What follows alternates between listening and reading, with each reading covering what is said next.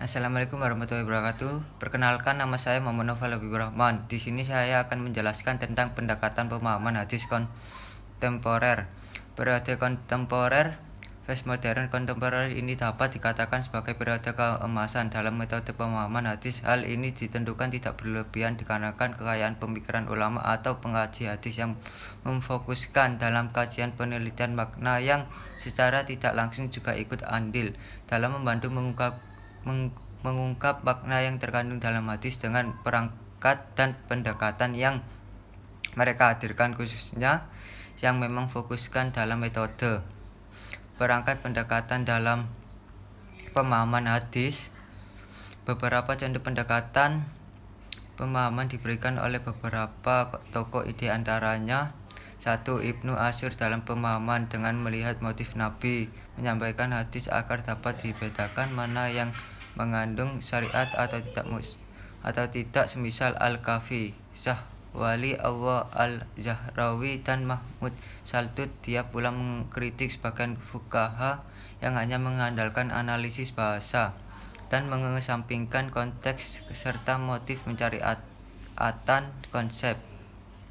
Pemahaman diri yang akrab dengan ia berpadu dengan konsep pemilihan motif sabda Nabi SAW dan keterkaitannya dalam penentuan motif merupakan jalan menemukan maqasid al-syariah. Ia menjadi semacam alat bantu mendeteksi dan menjelaskan posisi tasri dan non-tasri. 2. Muhammad Argon, ia menyuguhkan analisis semiotik sebagai suatu bentuk metode alternatif ifta bagi penafsiran Al-Quran. Mengingat memang dalam karyanya bukan ditujukan untuk memahami hadis, akan tetapi setidaknya sikap metodisnya dapat diterapkan kepada sumber hukum lainnya, yakni hadis. Secara ringkas, metode analisis semiotik dapat dikemukakan sebagai berikut.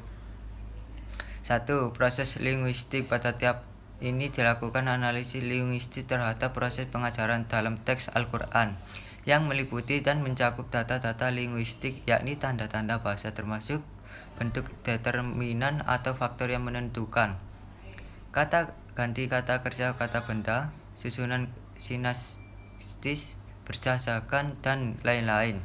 2. Analisis hubungan kritis ujaran-ujaran dalam teks. Sebagaimana dikatakan bahwa Al-Quran juga sebagai korpus terbuka, karena itu teks Al-Quran mesti dipahami sebagai sesuatu yang mengatakan sesuatu, mengungkapkan suatu komunikasi, dan memberikan suatu untuk dipikirkan.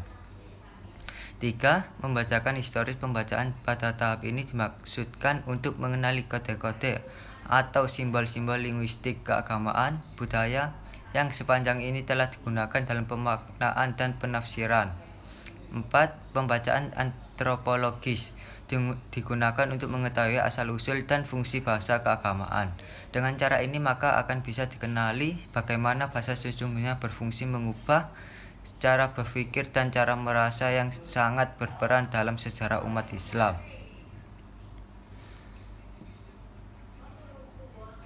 Pemahaman pada fase ini mempunyai warna yang lebih kompleks daripada bahasa klasik dikarenakan pemakanan terhadap makna menjadi lebih luas dan menyangkut dalam segala aspek yang dikandungnya, sehingga pemahaman pada masa ini menjadi tema yang kontekstual dan sesuai dengan kebutuhan dengan merujuk pada tema-tema tertentu yang sedang berkembang, pendekatan yang digunakan dalam bahasa ini pun menyentuh berbagai macam aspek, di antaranya bahasa, historis, sosiologis, sosial historis, antropologi, psikologi, serta berbagai cabang ilmu lain guna memperkuat pemahaman dan pandangan dalam pemikiran tertentu.